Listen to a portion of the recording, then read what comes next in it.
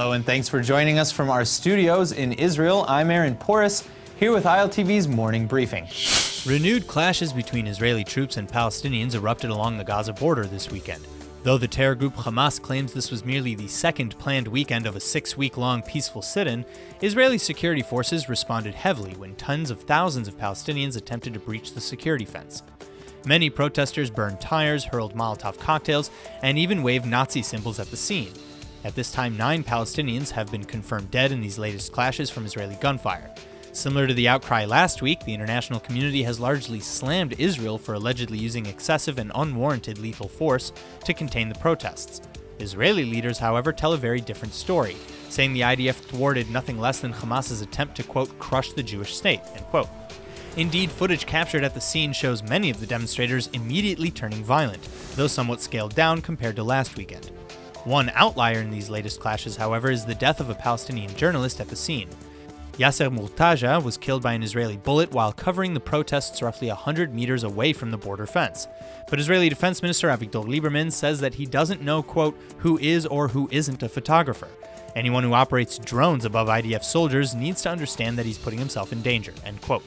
Human rights groups and journalists worldwide say that the fact Murtaja was wearing a vest with the word press clearly visible means that this was no accident. The United States, though, has for the second time vetoed a UN resolution ordering an investigation into Israel's use of lethal force in these clashes. The Palestinian Authority says America's veto power holds the UN hostage and will seek to block future U.S. vetoes on the matter. Despite the many accusations of excessive force, IDF forces on the border safely apprehended an unarmed Palestinian man after he illegally crossed the security barrier into Israel from Gaza over the weekend. The Shin Bet has since taken in the man for questioning, but this is far from the only infiltration in the last few weeks, and many of them have been violent. Tens of thousands of Gazan residents, organized and in many cases paid by Hamas, have gathered on the Gaza-Israel border for what is slated to be a 6-week-long demonstration. Palestinians are burning tires, throwing firebombs and rocks, shooting at soldiers, trying to damage and pass through the security barrier, and have even attempted to set off explosives under the cover of smoke at the scene. Over 1,000 Palestinians have been injured, and at least 20 Gazans have been reported killed by Israeli security measures, including rubber bullets, smoke grenades, and targeted sniper fire against those engaged in particularly dangerous violence. United States President Donald Trump is now reportedly ignoring the advice of his security experts, announcing intentions to pull U.S. forces out of war-torn Syria within the next 6 months. Prime Minister Netanyahu had a lengthy phone call with the U.S. president last week to discuss the move that he and many experts agree would lead to a power vacuum similar to that which led to the Islamic State insurgency. Trump has stated that he does not intend to pull out completely until the last remaining ISIS fighters can be vanquished. But at that same time, he's instructed his top advisors to figure out a plan to get out within half a year. Israeli leaders, however, have voiced concerns not only about ISIS, but with the growing Iranian influence in Syria, a concern that Trump reportedly emphasized he shared, but nonetheless wants to remove U.S. boots on the ground. At least Israel has been preparing, however.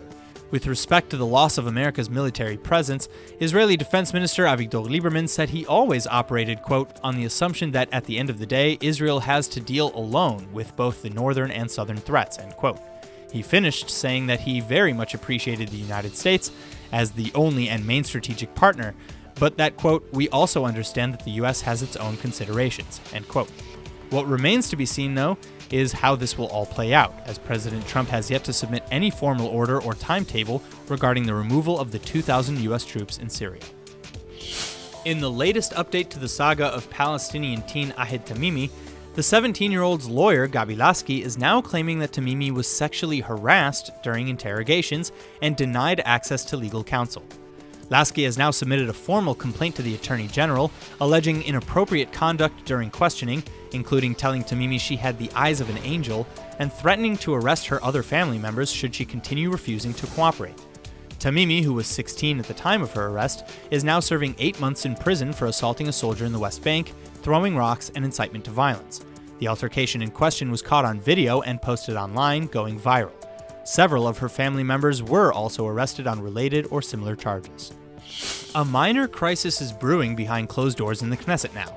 No, not over any upcoming votes or controversial legislation, but over the proper formalities concerning the upcoming ceremonies for Israel's 70th birthday next week. Traditionally, the torch-lighting event that kicks off the holiday is specifically a non-political affair, That's why neither Israel's president nor prime minister have historically ever attended. But it looks like that might all be about to change this year, as Prime Minister Netanyahu is apparently breaking tradition and has decided to attend the event. He's even weighing whether or not to publicly address the crowd as well. This is a move that has outraged many members of his own government, but may also topple a few other dominoes that buck tradition. The head of the opposition, MK Isaac Herzog, points out that if Netanyahu speaks publicly, Israeli law requires him to speak as well, so as to represent the entire public. In another break with tradition, the president of Honduras will be the first non-Israeli head of state to attend the torch-lighting ceremony. Many say Honduras is next in line to formally move its embassy to Jerusalem after Trump, but critics say that not only would Honduras' bloody history actually dishonor Israel at the event, but the invite is only meant to exploit a loophole allowing Netanyahu to attend. Israeli law requires Israel's prime minister to receive foreign leaders at any public Israeli event. Many members of the Knesset are saying they plan to boycott the festivities altogether if Netanyahu does end up attending, and the former head of the Shin Bet has suggested a similar path, saying that if they wish to protest, the Israeli public should just, quote, turn off the TV as soon as Netanyahu appears on screen. That's all for now. I'm Aaron Porras, and see you later with our main daily broadcast from Israel at 2 p.m. Eastern Time.